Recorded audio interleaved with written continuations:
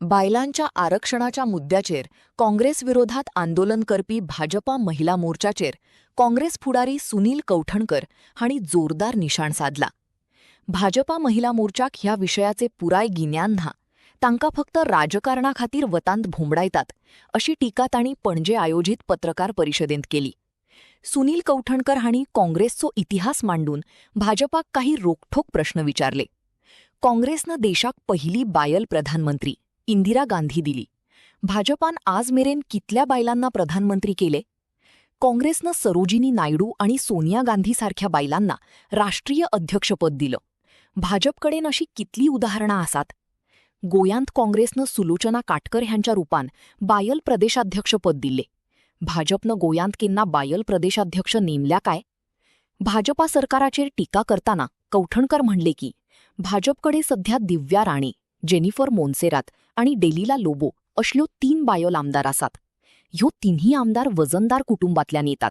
तरीही मुख्यमंत्र्यांनी एकाकय मंत्रिमंडळांत सुवात कित्याक दिली ना? हो बायलांचो अपमान नाही काय? असो सवाल तांणी उपस्थित केला. आणि ते बोवाळ करता ते पळोवन म्हाका मातशें पच्च जालें. हें आनी कितें चल्लां काय म्हणून मागीर एक प्रश्न पडलो की बीजेपीचे सरकार आणि भाजपा पार्टी जी आसा ती आमचे गोयचे माता भगिनी जो ऑलरेडी इसके इलेक्शन में जितवाने की कोशिश चल रही है और इनको अगर इतना ही सम्मान नारी को देना है तो 2023 का लेके आए बिल, सारा अपोजिशन विपक्ष उनके साथ खड़ा है. वही बिल के लिए जब सोनिया गांधी जी ने और राहुल गांधी जी ने, सोनिया गांधी जी ने तो मुझे लगता है 2017 में लेटर लिखा था कि आप वो नियम क्यों नहीं लागू कर रहे हैं. राहुल गांधी जी ने भी उनको लेटर लिखा था अराउंड 2018 में कि आप राज्यसभा में जो पास हुआ है महिला आरक्षण बिल, आप उसको क्यों नहीं ला रहे. और उसको हम फुल सपोर्ट, जब हमारे नेता तो प्रेस मीट में बोला कि Congress party anti national party है करके. जब आप ऐसे महिलाओं के लिए विपक्ष में नहीं खड़े रहते हैं, जब आप ऐसे महिलाओं के पक्ष में जो आपके स्टेट में है जिन पे अत्याचार हो रहा है, आप अगर उनके साथ कुचोरी में खड़े नहीं हैं, तो आप मुझे बताइए आपसे ज्यादा एंटी गोवा और एंटी नेशनल कौन है आज पूरे गोवा में. और इसी बात पे हम कुछ डिमांड बस कांग्रेस की तरफ से इस आप सारी प्रेस के माध्यम से पूरे देश को और पूरे बीजेपी को और पूरे विपक्ष के जो दलीय उनको सपोर्ट कर रहे हैं, उनको यही मांग रख रहे हैं. आज 2023 में जो राज्यसभा में बिल पास हुआ था, आप उसको लेके आइए. इसी क्षण पे मॉनसून सेशन में हम उसको साथ में पूरा विपक्ष दल उनके साथ खड़ा होके वो वुमेन रिजर्वेशन पास करने के लिए तैयार है. दूसरा मुद्दा, उसी में जो SC ST को रिजर्वेशन और आदिवासियों को रिजर्वेशन है, वो रिजर्वेशन कास्ट सेंसस के बेसिस पे इमीडिएटली लागू कीजिए.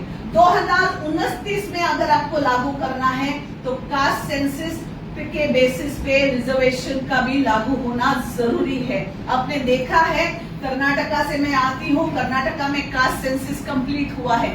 तेलंगाना में इकोनॉमिक और एजुकेशन पर्पस पे कास्ट सेंसस कंप्लीट हुआ है. बिहार में 3-4 महीने में कास्ट सेंसस कंप्लीट हुआ है. तो कहां से इनको 10-10 साल लगेंगे कास्ट सेंसस कंप्लीट करने के लिए?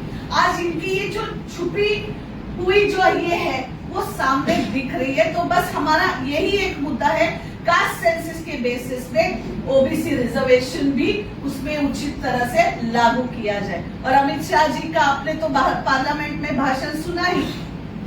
वो बोलते हैं कि कास्ट सेंसस चालू किया है हमने, लेकिन उसमें क्या है कि हम घर का सेंसस कर रहे हैं.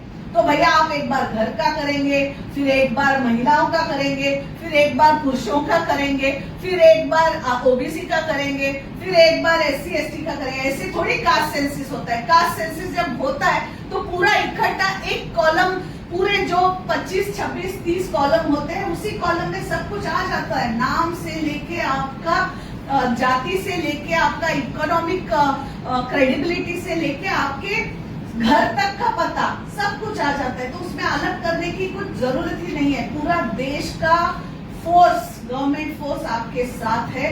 अगर बीजेपी सरकार ने, अमित शाह जी ने मोदी जी ने मन पे लिया तो 3-4 महीने में कास्ट सेंसस पे उसके बेसिस पे पूरी महिलाओं को, पूरी आबादी को न्याय मिलने का प्रक्रिया हो सकता है। उसमें SC ST भी है, आदिवासी भी है, OBC को भी उनका हक जरूर मिल सकता है। लेकिन इनकी हमेशा ही नहीं है वो कि उनको कुछ महिलाओं के लिए करना है। बस इसीलिए मैं आप सभी मीडिया माध्यम को गुजारिश करती हूँ, आपका सपोर्ट हम महिलाओं के लिए काफी जरूरी है, बहुत जरूरी है। आप सारे अगर महिलाओं के साथ इसी तरह से, जैसे विपक्ष ने इस बार 10-12 साल में पहली बार विपक्ष ने जब महिलाओं की बारी आई तो पूरा विपक्ष एक साथ खड़ा था। आप सारी मीडिया को भी मैं विनती करती हूँ, महिलाओं के हक के लिए, अपने माताओं के, बहनों के और सबसे अहम आपके बीवियों के हक के लिए आप सबके साथ रहे। ये वुमेन रिजर्वेशन बिल के नाम पे जो डिलिमिटेशन किया जा रहा है उसे रोकने के लिए आप सभी का भी सहयोग बहुत जरूरी है।